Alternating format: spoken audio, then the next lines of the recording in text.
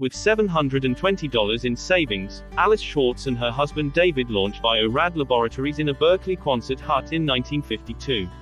Early products included ion exchange resins, substances used to facilitate pharmaceutical manufacturing and lab research.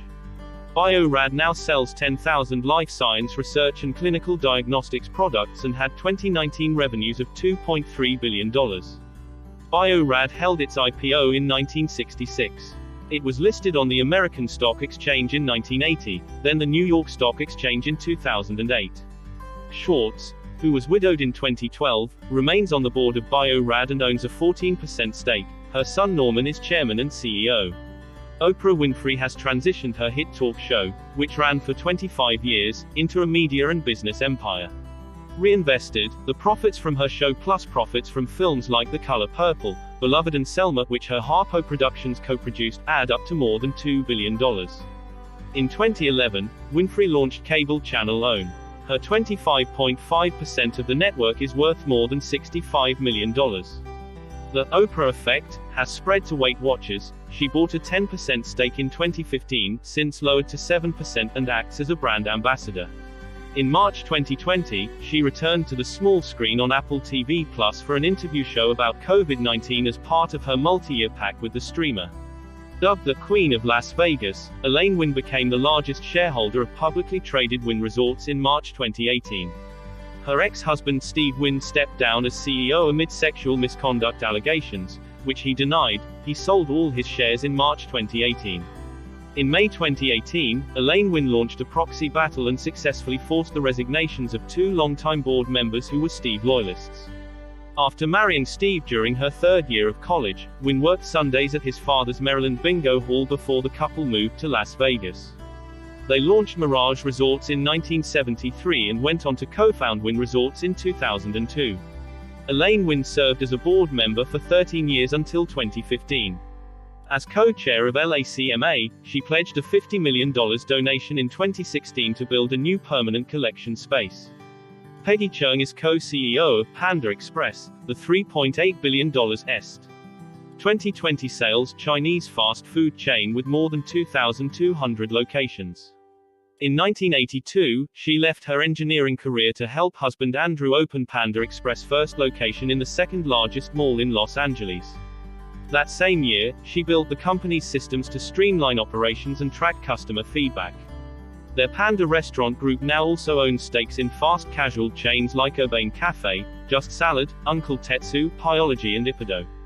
The Cheungs donated $30 million to Caltech's medical engineering department in 2017. In 2018, the couple invested in a group that bought the Mandarin Oriental Hotel, now the Waldorf Astoria, in Las Vegas for $214 million. Sheryl Sandberg has served as the Chief Operating Officer at Facebook since 2008, helping to dramatically increase the social media firm's revenue. Her focus on positioning Facebook as a platform for small business advertising helped increase ad revenue by 21% during 2020, to $84.2 billion. According to a 2021 book by two New York Times reporters, Sandberg's storied relationship with Facebook CEO Mark Zuckerberg is on the fritz. A spokesperson for Facebook disagreed with the book's characterization of Sandberg's and Zuckerberg's relationship. Rihanna, Barbados' most famous export, is a billionaire thanks to the success of cosmetics line Fenty Beauty. The cosmetics company, which she co-owns with French luxury retailer LVMH, generated more than $550 million in revenue in 2020. Her stake in the fast-growing cosmetics company comprises the majority of her fortune.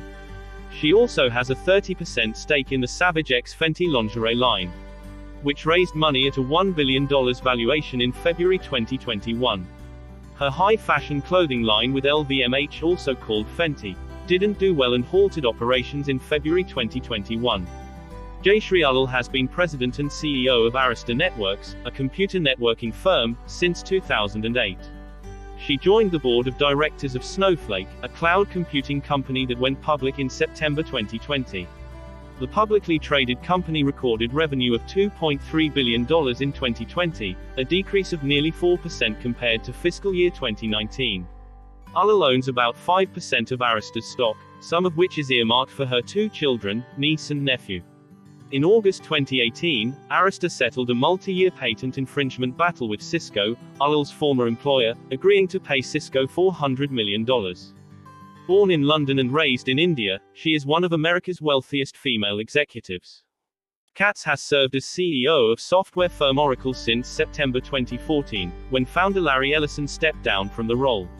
She joined Oracle in 1999 and is credited with spearheading Oracle's aggressive acquisition strategy, helping close more than 130 acquisitions.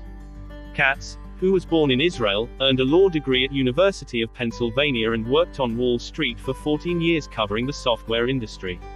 Katz and her husband Gal Tirosh gave $250,000 to President Trump's fundraising committee in June 2020.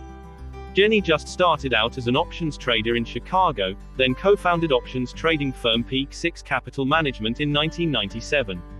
Just used her trading profits to start or buy about 15 companies through her investment firm, Peak Six. Her star investment, Apex Fintech Solutions, which handles the back-end trading and technology for fintechs such as Sophie, Ally, eToro and Webull. Apex Fintech Solutions cancelled plans to go public via a SPAC merger in December 2021. The deal would have valued the company at $4.7 billion. Peak Six also owns insurance company National Flood Services and esports franchise Evil Geniuses. Erin Osman is chairwoman, president and majority owner of private aerospace and defense company Sierra Nevada Corporation (SNC).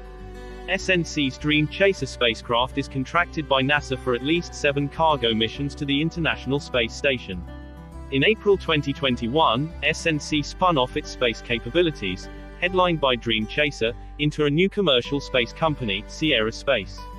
Osman and her husband Fatih, both Turkish immigrants, bought SNC in 1994 when it had just 20 employees. They have orchestrated 20 acquisitions and turned SNC into a multi-billion-dollar contractor to the U.S. Department of Defense.